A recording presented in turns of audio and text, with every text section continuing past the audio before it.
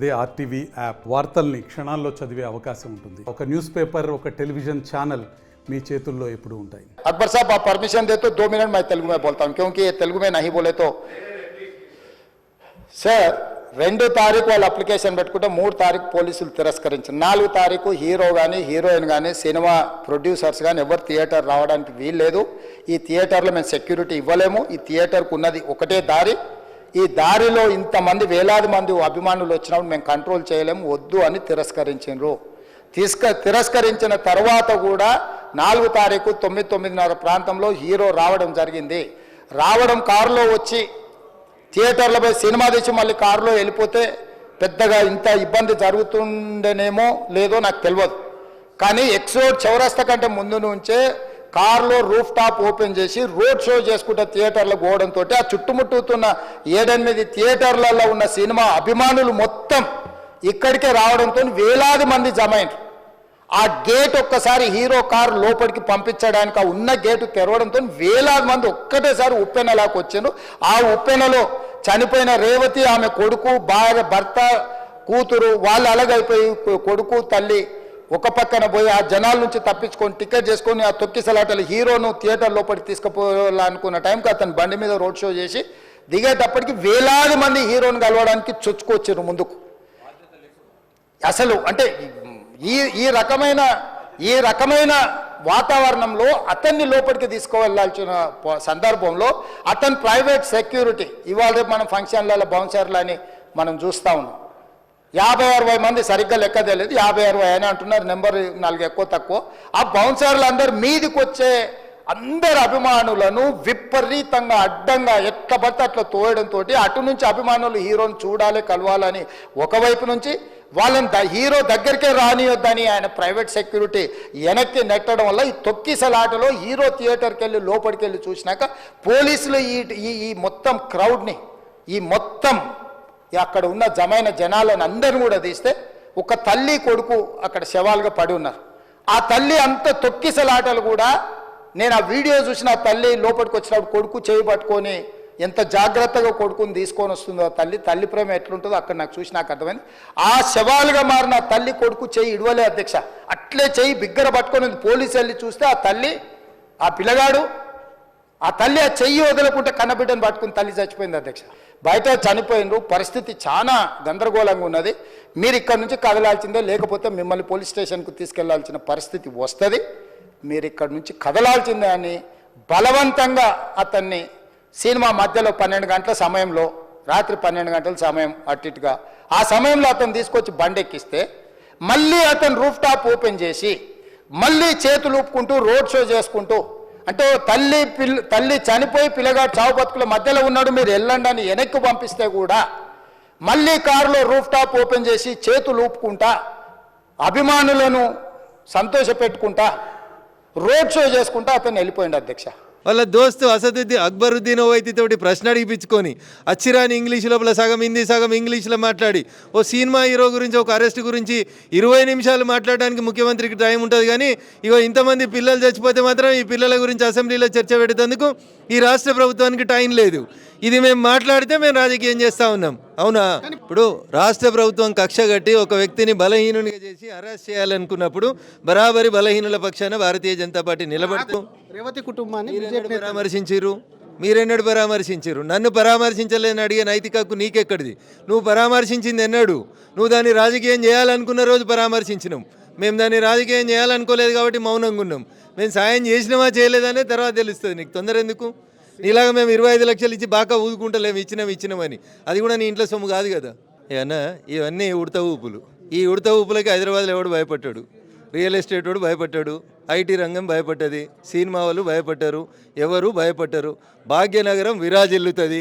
ఇటువంటి ముఖ్యమంత్రులు 5 ఏళ్ళకు కూడా వస్తాడు పోతాడు. వీళ్ళ ఉడత ఊపులకు భయపడితే హైదరాబాద్లో ఏం డెవలప్మెంటే జరగదు. దేశంలో ఉన్న మెట్రో నగరాలల్లో నా భాగ్యనగరాన్ని మించిన నగరం ఇంకొకటి లేదు.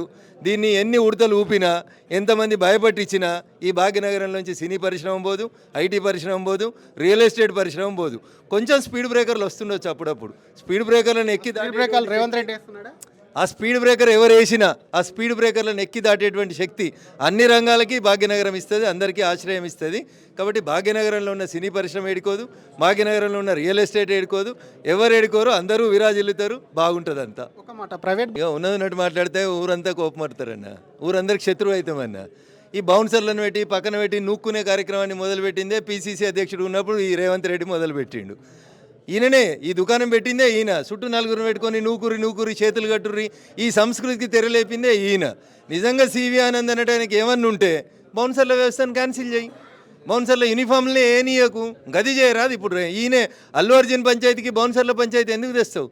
మీ కాంగ్రెస్ ఎమ్మెల్యేలు ఎంపీలు చాలా మంది బౌన్సర్లను 50-60 మందిని పెట్టి మొత్తం థియేటర్లను అదుపులోకి తీసుకొని తోసేశారు కాబట్టి అనేది అక్కడ దానివల్ల ఉధృతిగా జరిగింది. ఎందుకు ఇంటెలిజెన్స్ ఎందుకు వైఫల్యం చెందింది? సంధ్యా టాకీస్ గేట్ తీసినప్పుడు ఆ గేట్ తీసే కాడ యూనిఫామ్లో ఉన్న పోలీసు వాళ్ళు కనబడుతుర్రు.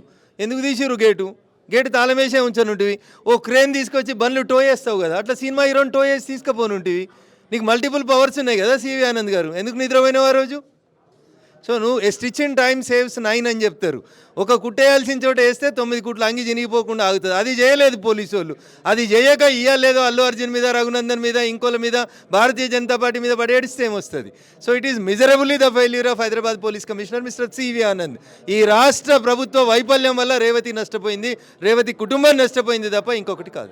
నెలకు 30,000 జీతంతో పనిచేసి ఒక ప్రైవేటు చిన్న దాంట్లో ఉద్యోగం చేసుకునే తండ్రి తన కొడుకు ఆయన అభిమానాన్ని కుటుంబము 12,000 రూపాయలు, 3,000కు ఒక టికెట్ 12,000 రూపాయలు పెట్టి సినిమా థియేటర్కి వెళ్తే థియేటర్లో చనిపోయిన 11వ రోజు వరకు వీళ్ళు ఎవరు హీరో కానీ ప్రొడ్యూసర్ కానీ ఎవరు కానీ ఆ కుటుంబాన్ని, చనిపోయిన కుటుంబాన్ని కానీ హాస్పిటల్లో చావు బతుకుల మధ్యలో ఉన్న పిల్లవాడిని పరామర్శించడానికి కూడా పోలేదు అధ్యక్ష.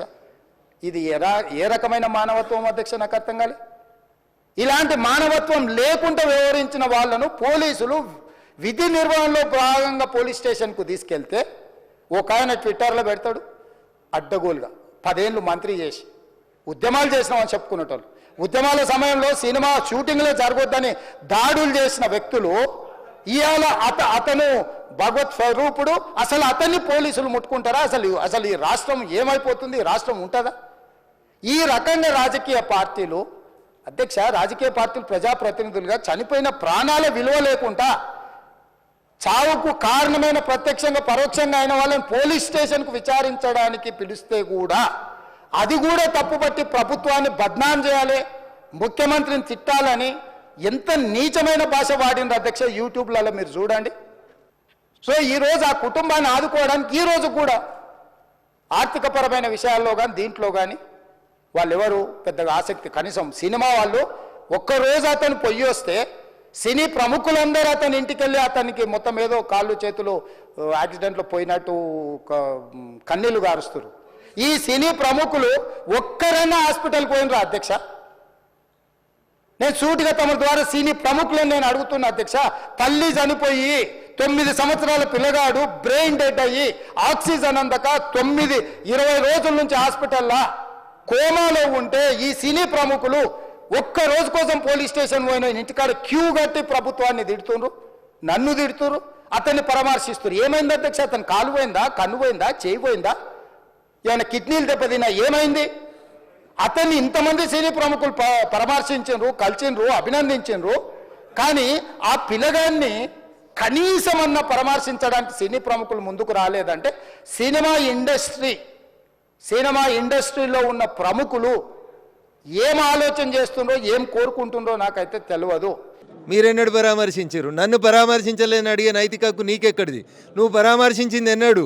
నువ్వు దాన్ని రాజకీయం చేయాలనుకున్న రోజు పరామర్శించినాం. మేము దాన్ని రాజకీయం చేయాలనుకోలేదు కాబట్టి మౌనంగా ఉన్నాం. మేము సాయం చేసినామా చేయలేదనే తర్వాత తెలుస్తుంది. నీకు తొందర ఎందుకు? నీలాగా మేము 25 లక్షలు ఇచ్చి బాగా ఊదుకుంటలేము ఇచ్చినామని. అది కూడా నీ ఇంట్లో సొమ్ము కాదు కదా. అల్లు అర్జున్ని పోలీసు వాళ్ళు అరెస్ట్ చేశారు, దానికి ముఖ్యమంత్రికి ఏం బాధ? చట్టం తన పని తాను చేసింది, పోలీసు వాళ్ళు అరెస్ట్ చేసారు, కోర్టు బెయిల్ ఇచ్చింది. నువ్వెందుకు దానికి అసెంబ్లీలో 15 నిమిషాలు అంత ఆవేశపడి మాట్లాడాల్సినటువంటి అవసరం ఏముంటుంది? ఆ రిటైర్డ్ అయ్యిండో సర్వీసులు ఉన్నాడో తెలియని ఒక సీఐ తోటి నానాయాగి చేయాల్సినటువంటి అవసరం ఏముంటుంది? ఎవరిని బెదిరించినా, మహేష్ రఘునందన్ని బెదిరించినా, రఘునందన్ మహేష్ని బెదిరించినా చట్ట ప్రకారం చర్యలు తీసుకోవాలి. మరి ఆ సీఐని రిమాండ్ చేయాలి కదా, బెదిరిస్తుండు కదా ఆయన. ఈయనిచ్చిండా? ఈసీఐ కొలువులోకి రాకముందు బంజారా హిల్స్లో సినిమా ఇండస్ట్రీని రమ్మని అప్పుడు ఉన్నటువంటి పాలకులు ఇచ్చారు భూములు. ఇప్పుడు నీకేం నొప్పి అవుతుంది? ఆ సినిమా ఇండస్ట్రీతో తిరిగింది మీదే ఈ రాష్ట్ర ముఖ్యమంత్రే కదా. ఆ సినిమా ఇండస్ట్రీలో చాలా మందితో చట్టపట్టాలు వేసుకురు.